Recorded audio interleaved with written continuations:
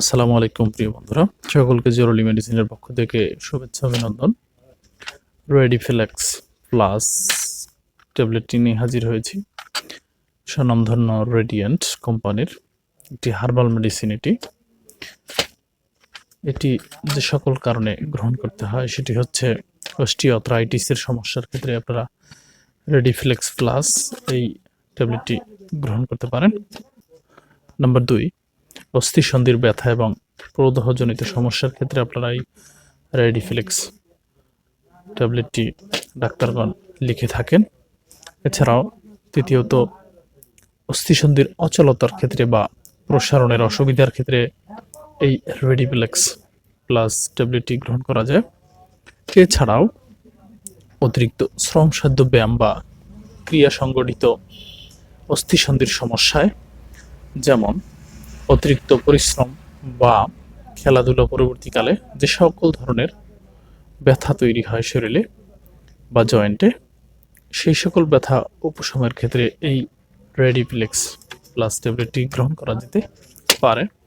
জানাবো এই রেডিফ্লেক্স প্লাস ট্যাবলেটটি কিভাবে গ্রহণ করতে পারেন।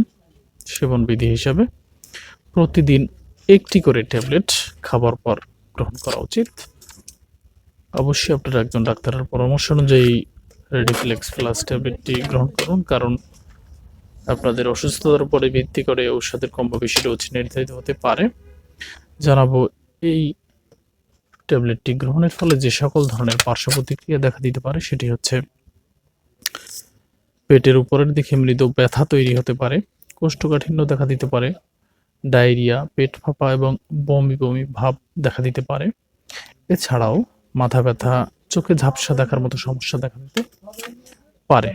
অধিকাংশ ক্ষেত্রেই তেমন কোনো পার্শ্ব প্রতিক্রিয়া দেখা দেয় না। জানাবো গর্ভাবস্থায় এটি ব্যবহার করা যাবে কিনা। গর্ভাবস্থায় বা স্তন্যদানকালে এই ট্যাবলেটটি গ্রহণ করা থেকে বিরত থাকবেন। জানবেন প্রস্তুতকারক কোম্পানি সম্পর্কে।